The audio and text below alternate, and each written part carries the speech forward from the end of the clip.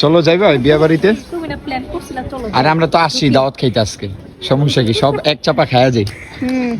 চলো আও, চলো। আরে আমাকেই তো বিয়ে বাড়ি, সমস্যা কি?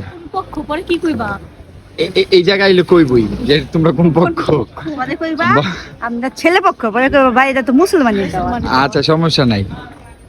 তো তোমার বুদ্ধি হলে মার খেতে পাবো। আর সবচেয়ে ভালো হয় কি, এই টুম্পা, আমি তানিয়ারে কইতাছি কি আঙ্গ বাসা একটা বটকা একটা ইন্দুর আছে, আমরা অনেক সুন্দর কইরা ইয়া করি, বাজি টাজি করি। তুমি দেখাও। সত্যি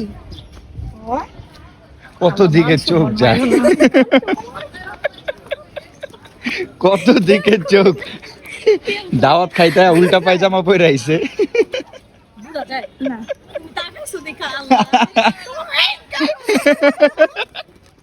এ তানিয়া দাওয়াত খাইতে কি করছে, কি করছে টুম্পা?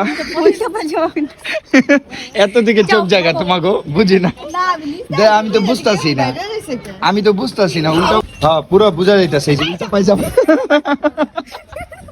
Guys, পুরা বুঝা যাইতাছে। আবার ডিসকাস করতেছে তারা দুই বোন যে উল্টা পায়জামা নাকি। তুমি এটা কেমনে দেখলা? আমি তো এমন কেউ পায়জামা হ্যাঁ? পরে দিব না।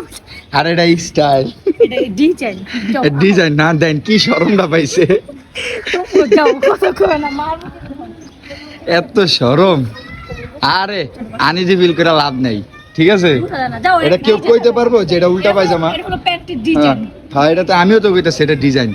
এখন থেকে এই ডিজাইনটা আপনারা ফলো করেন, ঠিক আছে?